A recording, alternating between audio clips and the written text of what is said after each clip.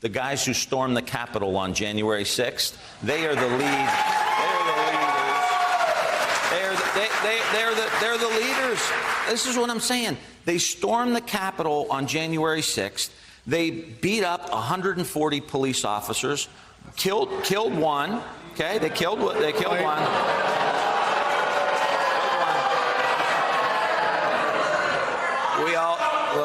We all watched the video.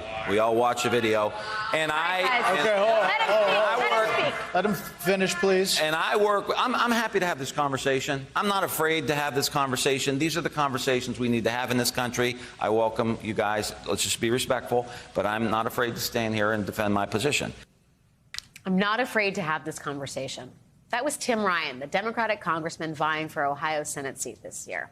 And he was making his case to an audience at a Fox News town hall earlier tonight. Now, say what you will about the audience's reaction to his question, to a question he was trying to answer about the MAGA movement. But here is a person trying to speak the truth about what happened on January 6th to a room full of people who have been lied to for quite some time.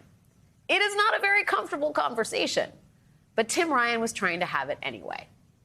And then there was his Republican opponent, J.D. Vance, who was given the chance to condemn the politically driven attack against House Speaker Nancy Pelosi's husband, Paul. And J.D. Vance said this. I've condemned the violence against Paul Pelosi from the very beginning. I think it's preposterous. I think it's disgusting. And I think it's something that all of us should condemn. What I've also said is that I think the effort to turn this into a political issue actually is a real problem here, because Paul Pelosi was attacked. Look, Paul Pelosi was attacked by a person who's an illegal alien in our country, should have never been here in the first place. My view, very simply, is that we need to deport violent illegal aliens, okay? The attack on Paul Pelosi was a, quote, real problem because illegal immigrants.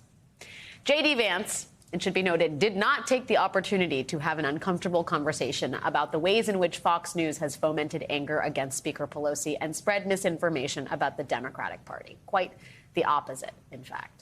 Both Vance and Ryan are locked in a tight race. The latest polling average from 538 shows Vance leading Ryan by just 2 percentage points. And Tim Ryan is hoping that he can close that gap by not only turning out faithful Democratic voters, but also convincing some Ohio Republicans, including some Trump supporters, to give him a shot, which is maybe why he's doing Fox town halls. And today he got the endorsement of a Republican who is very much not a Trump supporter, Wyoming Congresswoman Liz Cheney. Now, an endorsement is a good thing, but is this endorsement helpful? Let's ask Tim Ryan. Joining us now is Democratic Senate candidate from Ohio, Congressman Tim Ryan. Congressman, thank you so much for joining me on this busy day that you have had. Can we please begin with Liz Cheney's endorsement of you? What's your thought on it? Well, there's certain issues, Alex, that are American issues that are the foundation of the country. Do you believe in democracy? Do you believe in the rule of law? Do you believe that elections are free and fair? And if you agree on those things, then, you know, welcome to the United States. You're an American. And Liz Cheney and I agree on that. And then you can break into your parties or your views or your philosophies on how to govern from that point. But you have to agree on the integrity of elections. You have to agree on, you know, these foundational democratic issues. And if you do, you're an American. And I think that's what Liz was saying today, that we have an obligation to be Americans first and agree on these foundational issues. And then we can have our political fights within the context of that. And so there are a lot of Republicans here in Ohio that are tired of the extremism. J.D. Vance has denied the election. He's running around with Donald Trump Jr. and Donald Trump Sr., but Donald Trump Jr. making fun of the Paul Pelosi incident. It's like, no, they missed the memo that everyone's tired of that. And so Liz Cheney's endorsement is very welcome. And if she's ever back in Congress and I'm back in Congress, we can argue about other things, but we'll argue about them from that foundational viewpoint. I'm very curious to know how you are trying to pull off what is a very tightrope walk, right? On one hand, you are trying to get the support of some folks who maybe still have positive feelings towards Donald Trump, who watch Fox News. On the other hand, you're also trying to turn out the Democratic Party faithful and people who believe in, for example, truth about what happened on January 6th. We have been led to believe that those two groups of people do not overlap, that the people who believe in what happened on January 6th, which is a violent insurrection at the Capitol, and the people who support Donald Trump, those are never the same groups of people. Have you found otherwise? I think there's some overlap there. I don't know. I'm not smart enough to do the whole analysis of this, honestly. All I know is what I feel on the ground. And what I feel on the ground is there are people that are absolutely ungettable. They are in that small group of people, and maybe it's 30 or 35% of the electorate, but they're ungettable. And then there's a group that's like they voted for Trump because the system's broken for them, whether it's the economic system, the retirement system, the healthcare system, the education system. They had a level of frustration, and they felt like this independent guy from the outside who was rich and famous, maybe he was the guy. After 40 years, maybe he was the guy that could fix it. And so those voters are open to a guy like me who's saying, like, look, I agreed with Trump on some of the China stuff. I agreed with not the rhetoric, but the policy of we've got to be firm and outcompete China. He renegotiated NAFTA. He wants a strong defense. Like maybe we could vote for a guy like Tim Ryan because he's for us. He's for our retirement. He's for our wages. He's for our health care. And it was similar to Sherrod Brown, who wins in Ohio.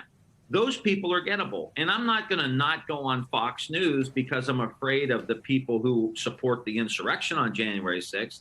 I went on Fox News because you got to go into the lion's den to even be able to access those other people. And we are. And that's why we're going to win this race, is because there are those other people who will vote for me. They feel like they're a person without a home. And we want to give them a soft landing because we are all Americans. We don't have to agree on everything. And we're just asking people to help us pull this thing off, to go to timforoh.com and send us a few bucks, because Mitch McConnell's not funding our campaign, and nor are the Democrats in the Senate. We need the rank and file people to help us make this happen. I think what you're saying, I mean, we had a conversation earlier in the show about the economic frustration and the fact that Democrats actually have much more of a sort of outlined plan and an action plan, some of which has been enacted to help people, to help the working class. My question to you is, how do you tap into that sense of anger and frustration and loss that is a hallmark of this group of people, working class Americans, and I'm going to not just white working class Americans, but just working class Americans who feel left behind, who feel like people don't care? How do you tap into the emotional center of that without becoming an angry candidate yourself? Because that seems to be what has happened here with the Republican Party and even Donald Trump. The rage machine it basically eclipses the problem at hand, which is the fact that people feel left behind and lost and broken. This is why I love you. You absolutely hit the nail on the head. Like, you get this stuff, and you meet them where they are, right? You can't say, oh, how do you feel about inflation? And you say, well, the fundamentals of the economy are good. That's not the right answer. The right answer is, I know you're hurting. I know $4 a gallon for gas, or $3.85 or whatever it is where you're living, is really hard. And whether you're a home health care worker who happens to be a black woman in Cleveland, or you're a construction worker who happens to be a white dude from off the Ohio River that has to travel a couple hours every day. In each instance, the gas prices are crushing you. And in each instance, your food costs are high. So you're talking to everybody. You got to meet them where they are. I understand how difficult this is. I understand the pain. And I've been saying that's why we need a tax cut. The child tax credit that we advanced last year, earned income tax credit to put some money in your pocket, a general tax cut for workers and small businesses. Meet them where they are, understand their pain, and then provide a solution. People are smart. They don't expect you to have a magic wand. They just want you to understand and then have a plan moving forward. We have a good mid to long-term plan, CHIPS Act, Infrastructure, Inflation Reduction Act. We're bringing back manufacturing. We have an industrial policy in this country for the first time in 40 years. But what we're not getting right is we feel your pain. We understand you need a tax cut. You need some more money in your pocket until we weather this storm. If we do that, I'm doing that. We'll see how it works out. But you got to understand where people are coming from. And again, you said it. White, black, brown, gay, straight, man, woman, manufacturing sector, service sector. They're all in the same boat. They're working hard, falling behind. So we got to help out. Democratic Senate candidate from Ohio, Congressman Tim Ryan. It's